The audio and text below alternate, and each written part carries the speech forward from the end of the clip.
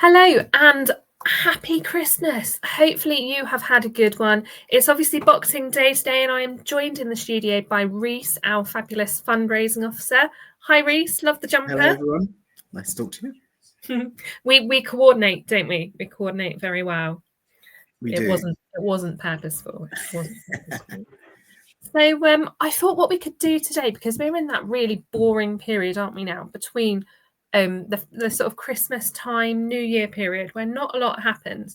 And I think for some of us, that can be a really nice thing. You either have like the high of being around people all the time, followed by kind of the low, which can be quite disorientating really in some ways, or you have had a rubbish Christmas. Perhaps things haven't quite gone as you wanted them to, and this is now your time to kind of chill.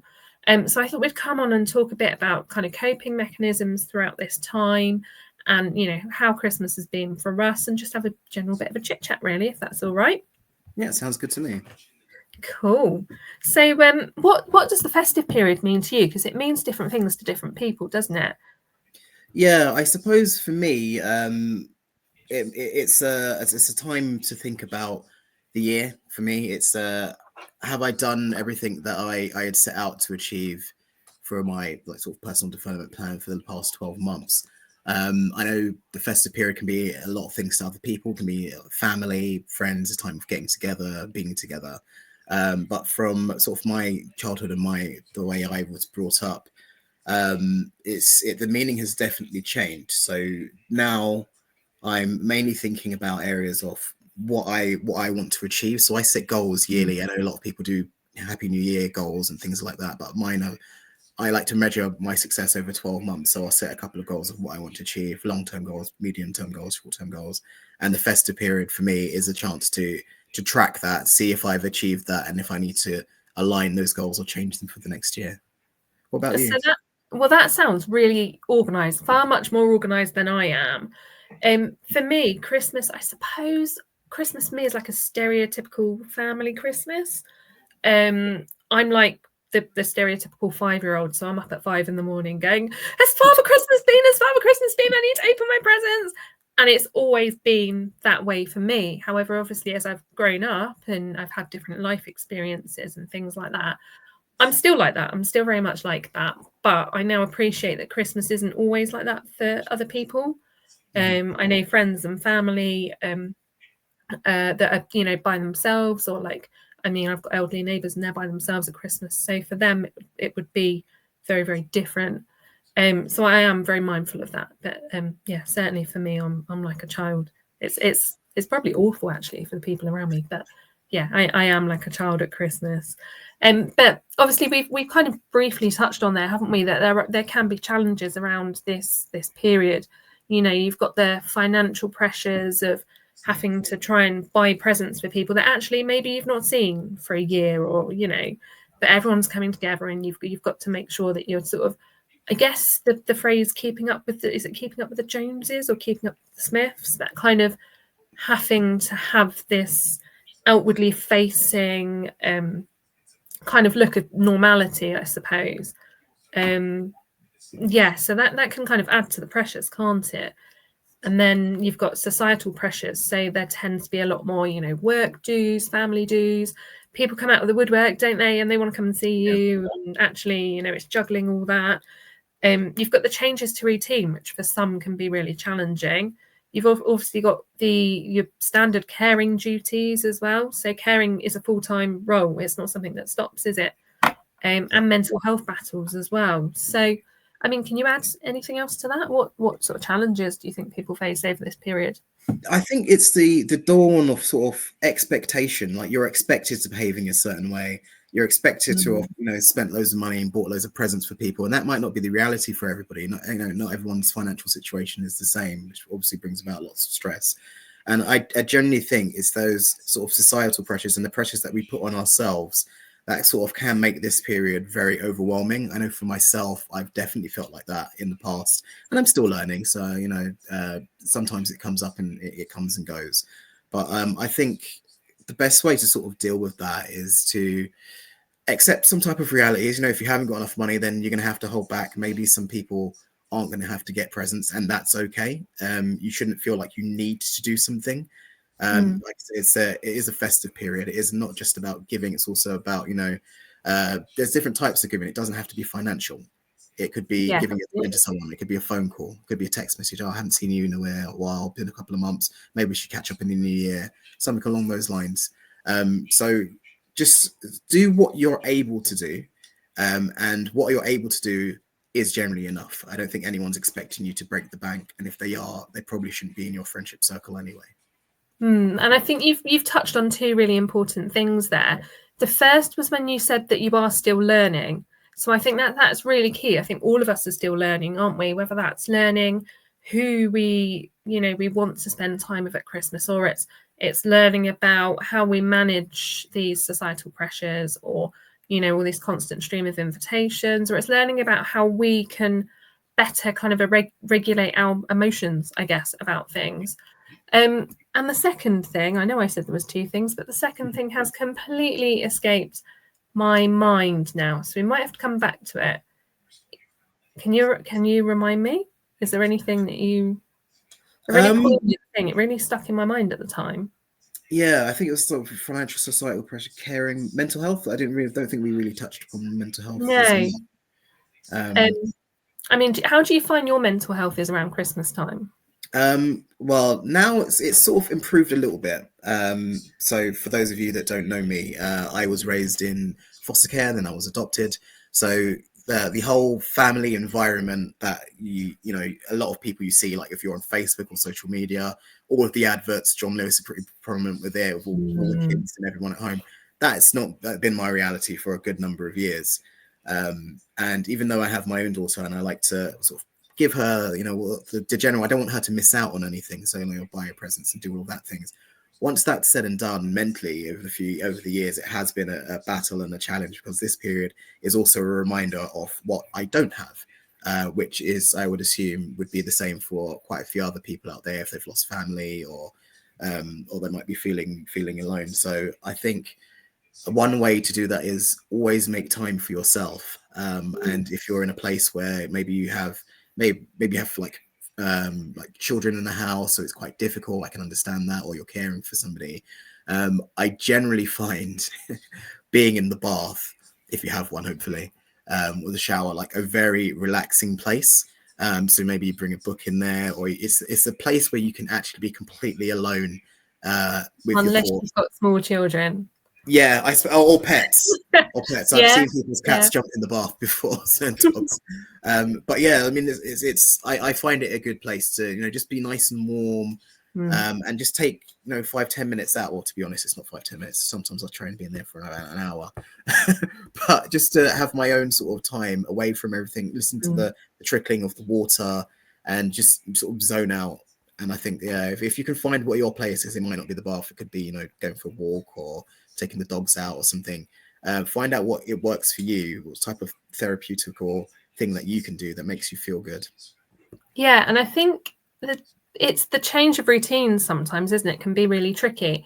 And I really like what you said about that, finding something for you. So for me, I did okay with the change of routine, but it's always tricky when you're in other people's houses, or you've got to travel around the country, or if you're coming from, say, broken families where you haven't just got to visit one household, you've got to visit 3. And it's all that kind of who gets who when kind of thing. But the one thing you can control, and it's going to sound so stereotypically British, but the one thing you can control is a cup of tea. It's that ritual of making a cup of tea in the morning and sitting down and maybe spending 5 minutes going through, I hate to say it, but social media, or ideally something like a newspaper, or spending 5 minutes reading a book might be a bit more healthy than going on social media at that time of year. But I think that could be really beneficial too, about the little bits and pieces that you can do to kind of keep some sort of routine. Yeah, no, I 100% agree. And like the more you can sort of get some normality within that sort of chaotic period, it's very beneficial. So yeah, the tea thing is great. For me, it's waking up and then either trying to get to the gym or doing something at home, just so I don't feel like I've neglected that part. So I've done at least most of my morning routine. It means you can eat more mince pies too. I'm not a big fan of mince pies, but I do like those tart things. I don't know what they're called, but like you get like a red one, a yellow one, and like a jam black one. tart. I think they are jam tarts actually. Jam tart? Yeah, I No, don't I mind am them. a They're all right. Christmas pudding. Christmas pudding all the way. Even cold. Oh, it's going to sound awful now, but cold Christmas pudding. Oh, okay. Yeah, Interesting. cold Christmas pudding. Yeah.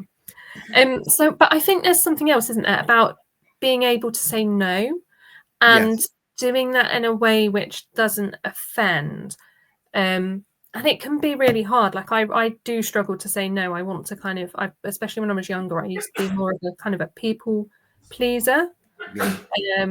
So yeah, I was a real people pleaser when I was younger. But I think once I've learned to say no and doing it in a way, like I say, that doesn't offend, it does help because you can kind of tailor what you go to and what you get involved in a bit better. I don't know about you. How do you go about doing that? Do you do that? Yeah, I think I at times I have been susceptible to not do that, but I think it's important to be able to say no because then you can set healthy boundaries. Because I think in my experience, the more that you don't do it, the worse it gets, and the more Absolutely, that yeah. you also don't do it, the more that you fear doing it, and then it becomes a big overwhelming thing. And sometimes you may the thought process of saying no is actually worse than saying no to the person. Yeah, because I think it's almost like you're fearful of their reaction, isn't it? Yeah. You don't know how they're going to react, and it's that not knowing. I mean, if I was struggling with my mental health, which I have done in the past, I've been quite poorly with my mental health in the past. Thankfully, I'm all right now. But I would probably be very honest with people as well. I found that was really helpful, saying, look, actually, do you know, I'm not feeling myself today. I'm going to give that invite to the pub a miss, or I really can't be around lots of people at the moment, but how about I pop round for a cup of tea in a week or two? Again, tea, bit of a theme going on there, isn't there? But yeah, I think just having those honest conversations, it might open up a conversation, actually. You might then find out that someone that you think is outwardly okay is actually really not okay at this time of year. So I think being honest and maybe giving people a bit of background as to why you're saying no might help as well. Do you have any thoughts on that? Yeah, no, 100%. Given them, everyone likes a reason. Even if the reason is very personal, then maybe you say, like, oh, I don't feel like talking about it right now, but maybe we can catch up at another time, etc. Just so they know where your headspace is at. I think that's important. But I think, yeah, for me, personally, it's like I said, it's still a work in progress with that. Is sometimes it's not just about. Sometimes I might want to do the thing in all honesty, and I might agree to it. And then when it comes to the day, I'm just not feeling it. And this is something that happens to me all the time. So I might agree to go out with friends to go and do something. Maybe we'll go watch Christmas lights or something this year. And then when it comes to the day, I'm just not feeling it. And I'm spending the whole day trying to gear myself up to be like, come on, let's go. You were so excited when you agreed to do this. Like, and sometimes I don't make it. Sometimes, I'll be like, oh, sorry, I can't make it, etc. But I think it's about being honest with yourself, realistically. And in letting that person know, like, okay, I can't make it today, not really feeling it. Maybe that they will spur you on for a bit of encouragement. Maybe that's the little push that you need, or maybe you just need to reset and go back a different day. I mean, a lot of these things, you can reschedule to another day. You don't. It's necessarily a massive big thing that you can miss out on. Yeah, and I think quite often we build it up in our heads, don't we? As to, I know I kind of do this thing. I think it's called. I'm going to butcher this word now. Catastrophizing. Did I say that right? Catastrophizing. I mean, I'm just going to smile and say yes. It's basically where you build up a situation in your head and you start thinking of all the what ifs, and I'm sure lots of us do it on a daily basis. But I'll start having like little conversations in my head about, if I say this, what's this person going to say, and how's this person going to react? And you start second guessing, and you build it up into this big catastrophe. Oh, well, if I don't go, they're not going to go, or if I don't go, my kid's not going to get to see the Christmas lights or whatever. But actually, when you kind of boil it down, you kind of take control of your own emotions and give an honest reason as to why you don't want to go. I think it tends to work out, especially if you can give an alternative as well. Because I think a lot of us do realise, even if you outwardly don't appear to be struggling, or if you're just not struggling, I think a lot of us realise that it is a really tricky time for a lot of people. And I know if a friend said to me, you know what, actually, Carolyn, I really don't want to go out tonight. Can we just either grab a takeaway or can I see you in the next week or two? I wouldn't personally be offended. And I think that maybe that's because of what we do for a living. I don't know, but I wouldn't take that as a personal slight on me. So yeah, I think that's probably a really big point, isn't it? Learning to say no and how to say it, and just having those conversations. I mean, if you were to give our members one piece of advice for this, I always call it the really boring period. I'm sure it's got a name, but I always call it the boring period because you've kind of had the excitement of Christmas or the anxiety in some cases of Christmas. And then you've got this kind of like period of emptiness. For me personally, it feels like a period of emptiness where nothing's really going on. And then you've got the new year. Now, I hate New Year, so I don't even have that to look forward to. I really hate it with a passion and always have done. So it's quite tricky. But what one piece of advice would you give to people over this kind of period? I think it would be two pieces of advice, in all honesty. And the first one being, have something to look forward to. So short wins. Focus on short wins, because the more short wins you get, the easier it is to look forward to and build things up. So lots of short wins. So even if you don't like New Year, maybe you like shopping. Prices are going to go down. Shopping. I do like shopping. Prices are meant to go down in January.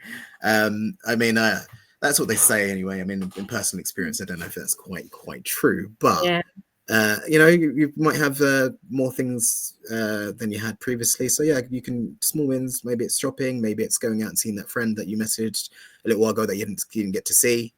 See them in the new year. Get a nice coffee. There might be something, a new latte out at Costa or something.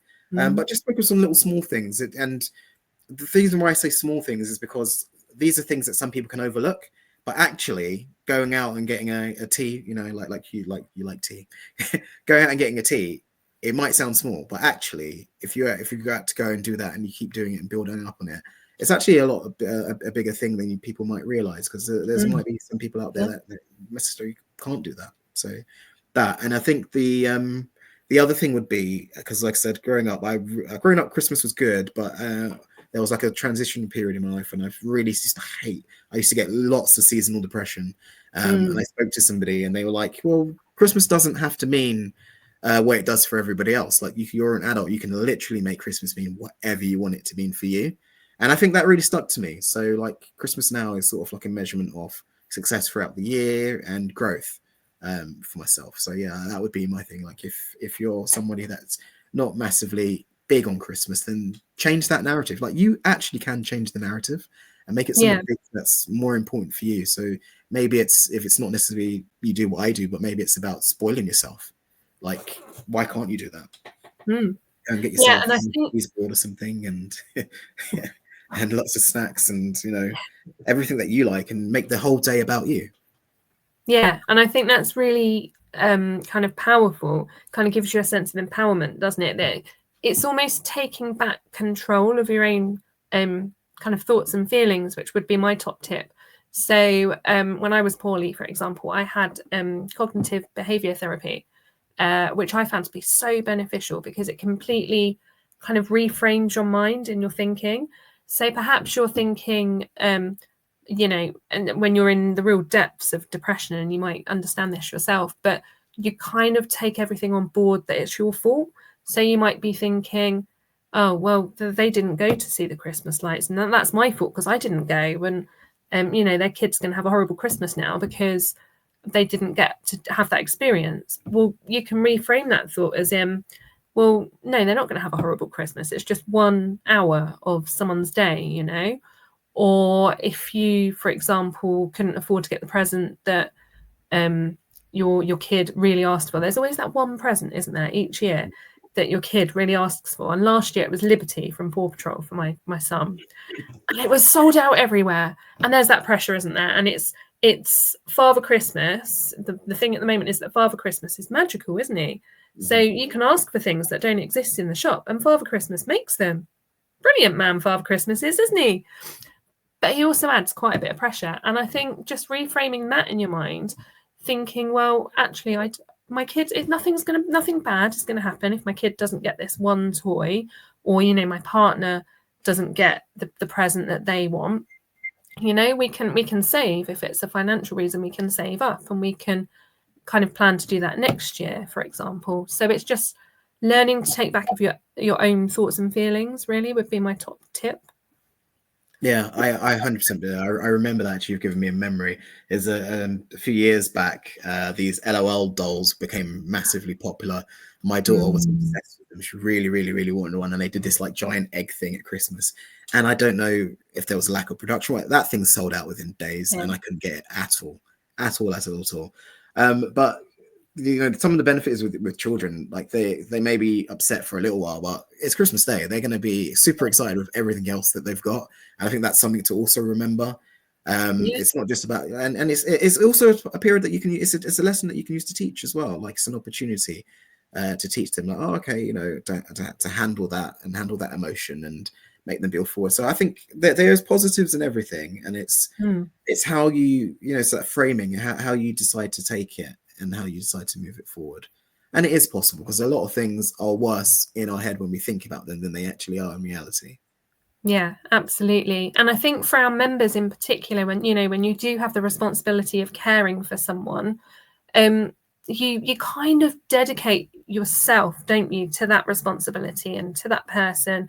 And that can feel, when you're in the depths of it, like that is your life. And actually it's just about clawing those tiny little moments, even if it's together, having that cup of tea in the morning, or if you can't go out shopping, maybe you can do a bit online, or that sort of thing. It's just about finding your own time, which is why I really like that bath idea.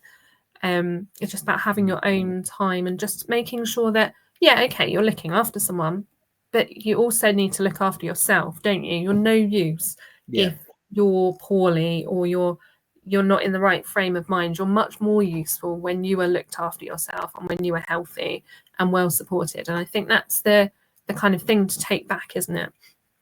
Yeah, 100%. I think the thing I usually say is, there are different identities to every person. And what I mean by that is, like, for example, I'm Rees the fundraiser at the Ripple Pond, but I'm also Rees the dad. But I'm also Rees as well. Like, originally, before I was a carer or a parent, or or an employee or somewhere, or an owner somewhere, like I was me.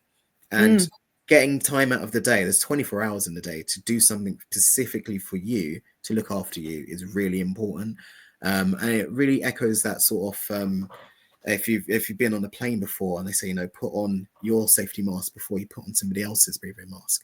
Like, you need to be okay yourself before you can look after somebody else, or to the best of your ability. So you have to give yourself time to give yourself that sort of love and encouragement and the care that you're offering to somebody else. You need to also give that to yourself, and also understanding, I believe, that you deserve it, because sometimes you can be in a mental mind space where you think, oh, I don't deserve this type of thing, but you do deserve it. Everyone deserves it, don't they? Everyone deserves to be loved and supported and cared for and looked after.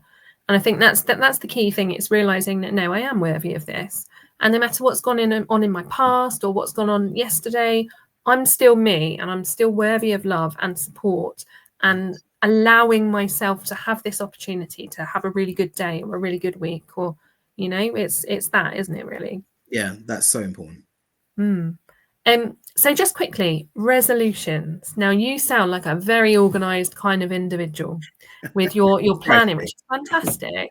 In some ways, but I'm not. So I hate New Year's, and the reason I hate it is that I think all the good things that have happened, and I tend to be quite a positive person. I can have a lot fall on my head, and I still try and maintain that positivity. But for me, it's moving into the unknown. It's having a good year the first year and then going into the unknown. Realistically, it's just another day, isn't it? It doesn't matter if it's a new year or not. It's just the following day.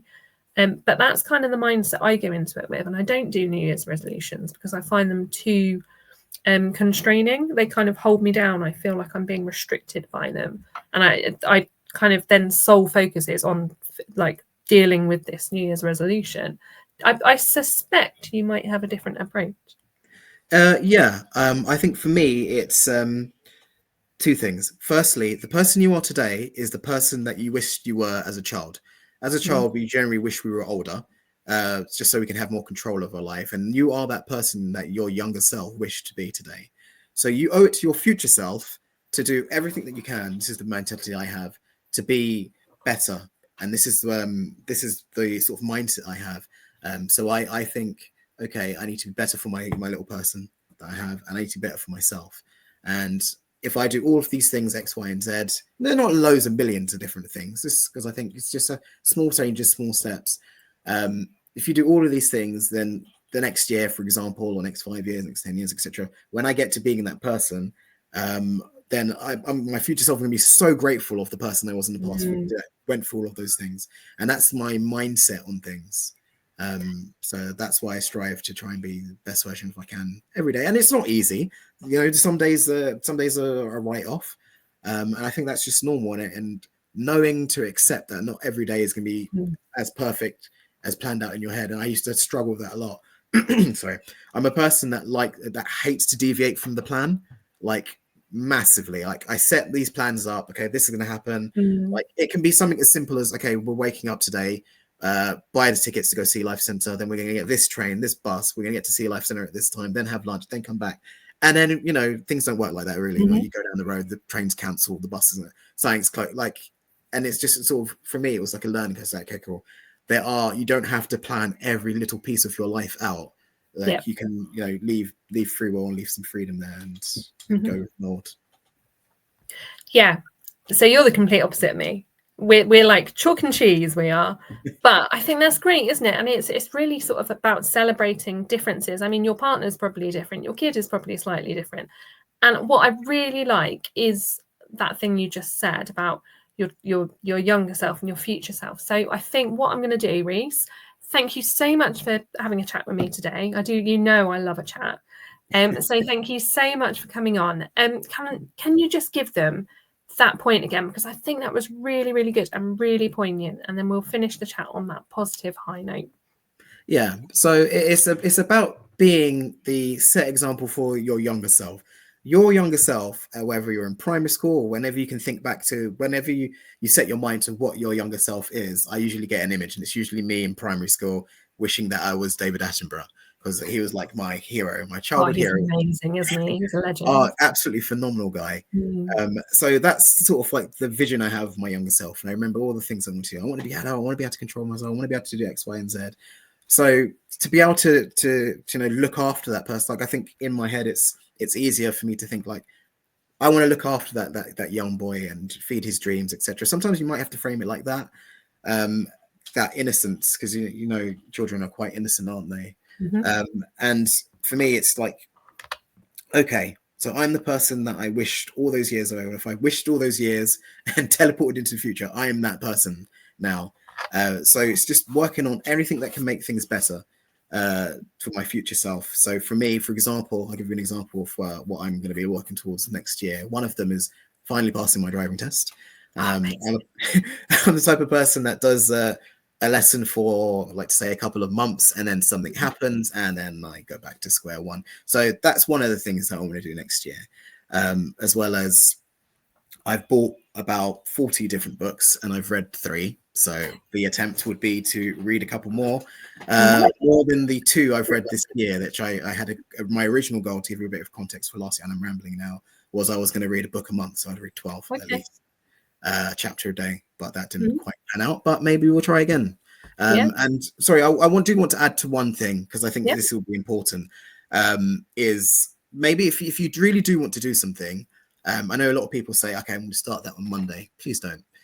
In my experience, either do it now, do it next day, because you know there's a saying, either Monday never comes, but like you give yourself the chance to talk yourself out of doing it. Like if you're spurred on in the moment to do something, start then, because like otherwise you're going to give all those reasons of the length of time it is to come up to that day to talk yourself out of it. So I think that's one thing that's important. But just to touch back on the question that you actually asked, is it's building up to the person that you want to be, and it doesn't necessarily have to be these massive changes. It could be something small, like for me, for example, it's reading more books throughout the year. But yeah, just building up to that part of your future self, because once you become your future self, whether it's in 1 week, 1 month, 1 year, that person's going to be very beneficial, very grateful to the person that you was today, because you put in the work in, you put in the effort, and you've overcome any of those challenges that you had in between. Oh, Rees, that is fantastic. Thank you so much for having the chat with me today. I'm going away feeling much more positive from it, so I hope our members are too. Again, the Ripple Pond is always here. We are closed over this period, but we reopen on, I believe it might be the 2nd that we reopen. I will just pop that up in the Facebook comments just to give you a reminder. But you can always self-refer on our website if you know other people that are struggling, that are in the same situation. They can self-refer, and just know that someone is always there to support you. So once again, thank you, Rees. Take care, and we will speak soon. Yes, thank you.